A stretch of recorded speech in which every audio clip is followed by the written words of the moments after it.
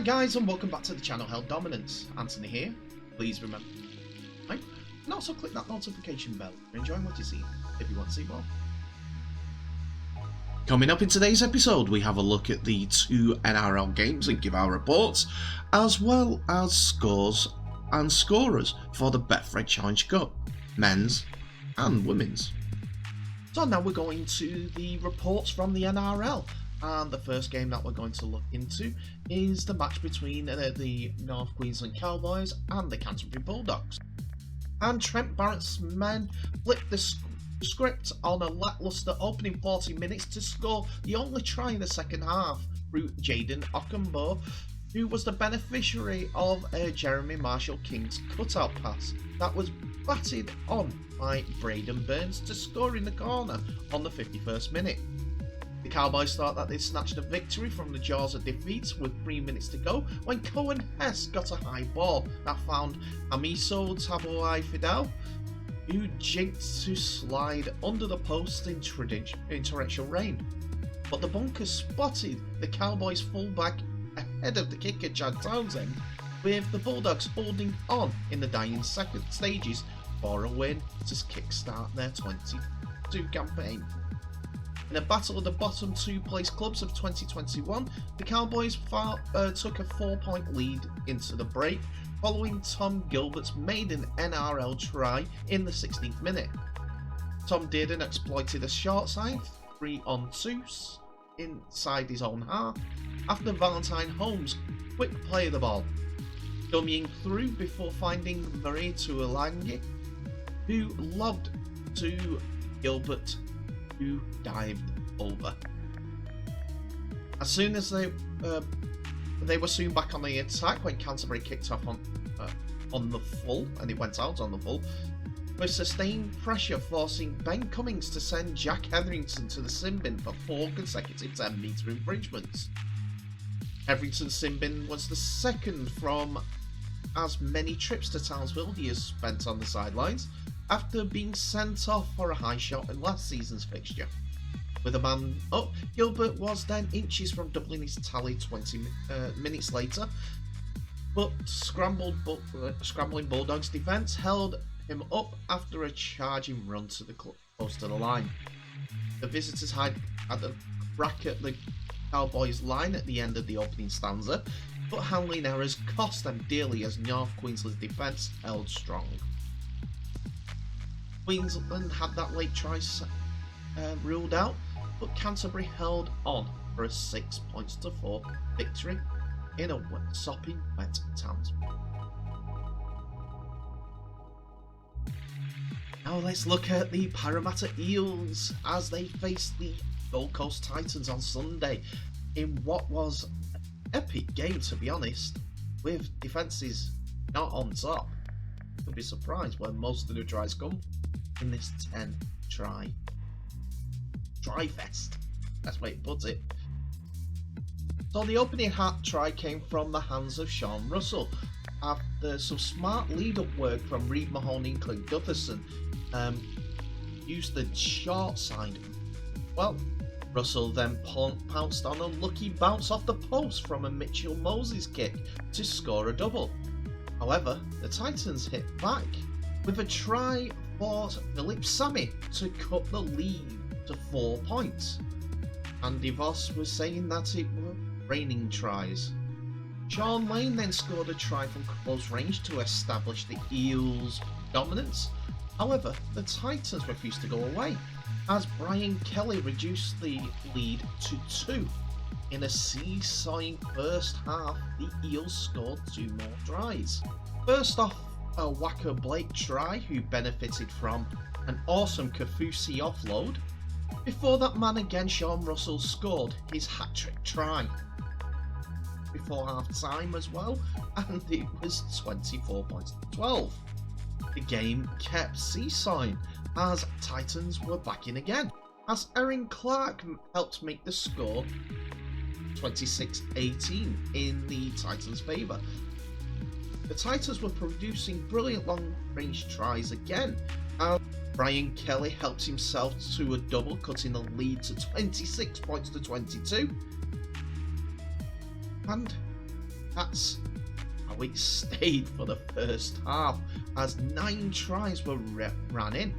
And wouldn't you believe it, Gold Coast were the first team to score after the half-time break, as Philip Sammy went in for his second of the day, and the score was at 28 points, 26. But a contentious penalty against Isaac Liao allowed Mitchell Moses to lock up the scores at 28 points all, with only 13 minutes to play.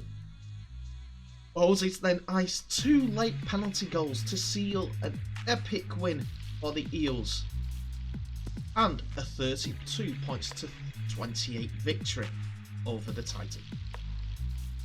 So it's Betfred Challenge Cup weekend, and there are 4 games that have been played in the men's game, and we're looking at the women's game, and there's been 8 games played in that as well. So let's bring you the scores and results, starting with the men's.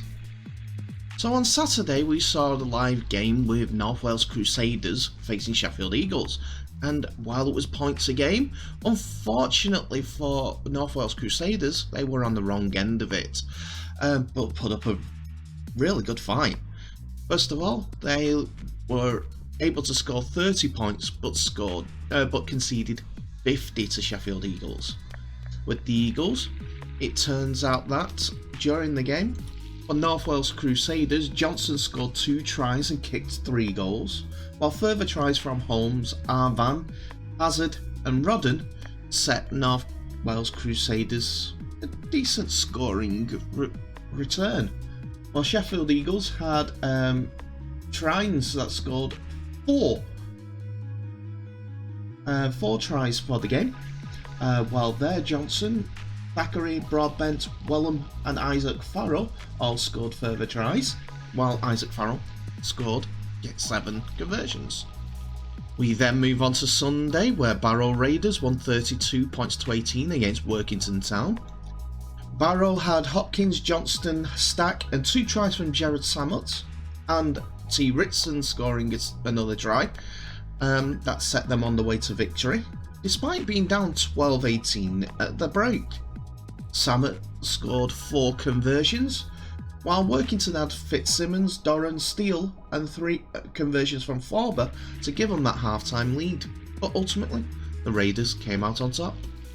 Our second men's game on Sunday was Batley Bulldogs 20, Featherstone Rovers 54, as the conquerors of the Navy saw the form team of the championship and unfortunately came off the wrong end.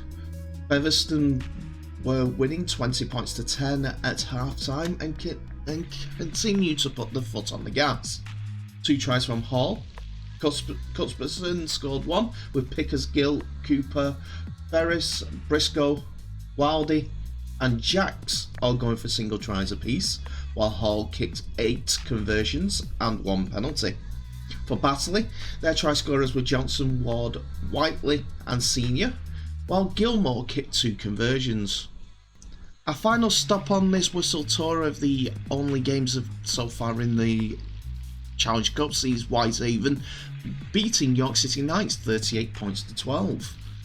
After being 28-0 up at half time, it was Whitehaven's to lose, and they just won the game totally, despite losing the second half 12 points to 10. Bullman, Doyle and Williams scored 1 try apiece, while Holiday scored 2 tries, as well as King scoring 2 tries. Bishop added 5 conversions. O'Hagan and Brown were the York City Knights try scorers, while Harris put 2 over. Despite that, Whitehaven are in the pot for round 6. And the last game, which plays tonight, is Bradford Bulls versus Lee Centurions, and that is going to be shown on Premier Sports with the kickoff at 7:45 in the UK, or another good game.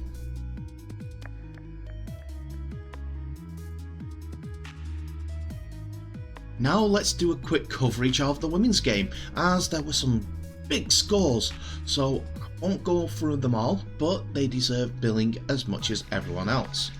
First of all, at Dewsbury Moor, York City Knights ladies won 78 points to nil.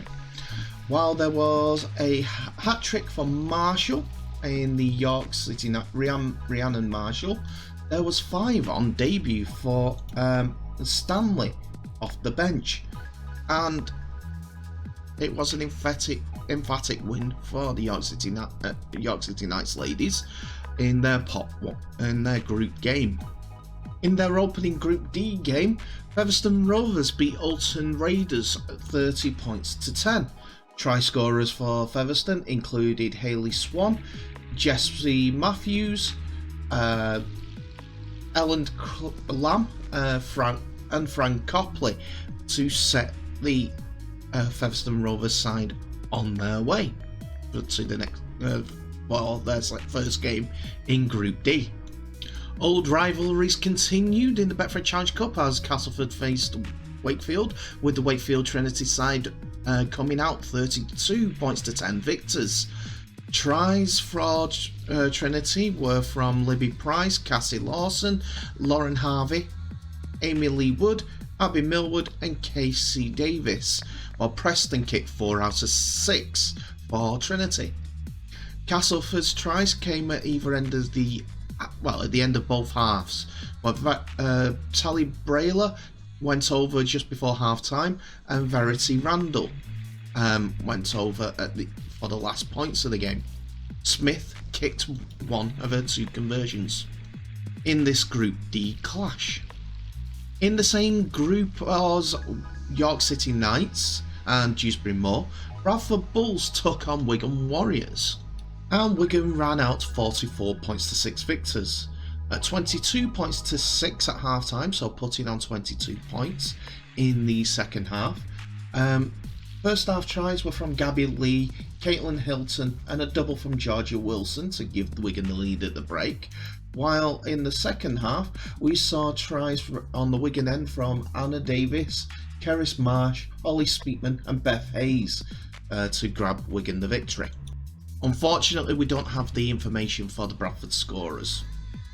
There were also 2 games in Group B, where we begin with Lee Miners Rangers versus Hull FC, and it was a one-way affair, I'm afraid, for Hull fans, as Lee Miners Rangers went through 72 points to 0.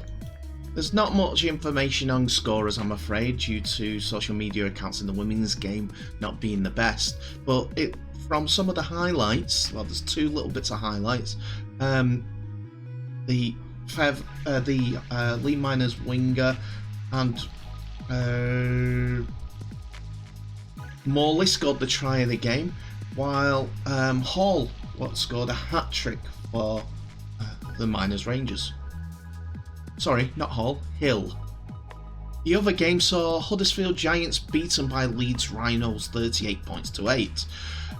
Try scorers for Leeds were Hume, Lacey Gaines, Goldthrop and Thorpe and Bennett, as well as 2 tries for Georgia Roche, as well as Sam Hughes kicking 5 from 7 conversions.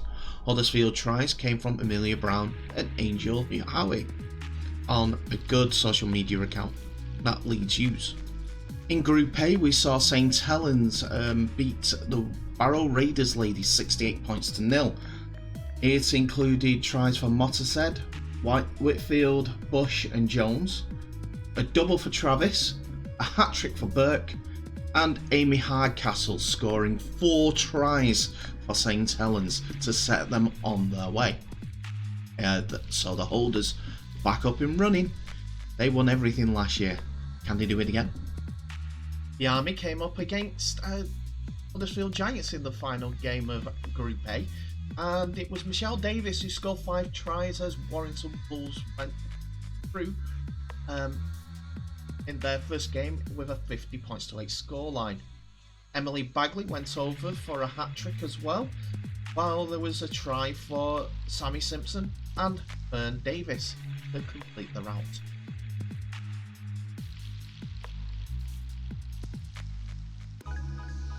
And that's it for another episode, ladies and gentlemen. Thank you so much for watching. Please remember to like, subscribe, and also share this video worldwide. We need to get the word out for Rugby League. Keep it growing, keep it growing. Tell me what your thoughts are of today's episode. Do you think that Cowboys are in deep trouble and are the Bulldogs starting to get a team together that's getting better? I know it's only a close result, but there is still bits and pieces of the game that needs to be put together. Challenge Cup weekend, the women's kicked off. What do you think about the group series of games? Do you think that a traditional sense of a normal knockout stage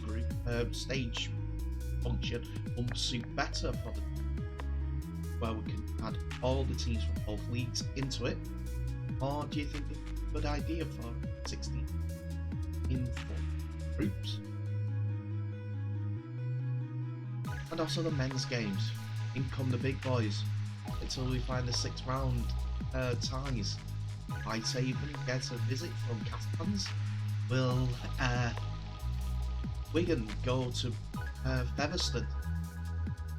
Will Leeds? Who knows? It'll be a good one. I do hope that there are more away fixtures for Super League clubs than there are only 5 local clubs. 12 league clubs? Sorry, 11 because Blues aren't in it. Yeah, it's a bit of a shame, but that's how we go. But anyway, thank you for watching. Please remember to stay safe. The rep there. Thank you again for watching, and I'll see you in the next episode.